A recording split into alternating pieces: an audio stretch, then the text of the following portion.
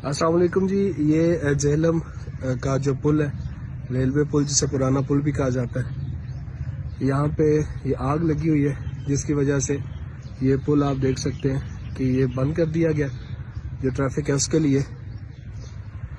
ये देखें बड़ी ज़्यादा आग जो है वो लगी हुई है और इसकी वजह से पुल के ऊपर से गुजरना जो है ना वो भी बड़ा मुश्किल है। यानी अगर आप पुल के ऊपर से साइकिल के ऊपर या बाइक के ऊपर से गुजरते हैं तो आपको बहुत ज़्यादा जो है ना वो हीट फील होती है। ये देखें, यहाँ से ये स्टार्ट हुई है जी ये सारी, और आगे ये जो सारा एरिया यहाँ पे खतरा है यहाँ पे जाने का। और ये सामने आपको नज़र आ रहा है कि 1122 रेस्क्यू की जो गाड़ियाँ हैं वो भी खड़ी हैं, वो अपना काम कर रहे हैं, आग बुझाने की कोशिश कर रहे हैं।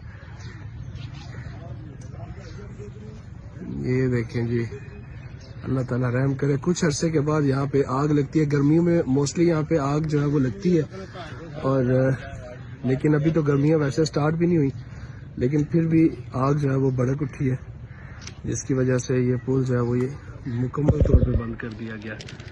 वैसे तो ये पुल अक्सर जब धरने होते हैं तो मसला होता है ऐसा कोई, तो तब बंद किए जाते हैं, लेकिन इस दफ़ा ये जो पुल है ये बड़ा टाइमली बंद कर दिया गया, सिर्फ इस वजह से कि इसकी वजह से गाड़ियाँ पुल के ऊपर से नहीं गुजर सकती हैं। ये दरिया झेलम है, ये रेलवे ट्रैक है। जैसा कि आप देख सकते हैं कि आग बहुत ज़्यादा भड़की हुई है। ये देखिए,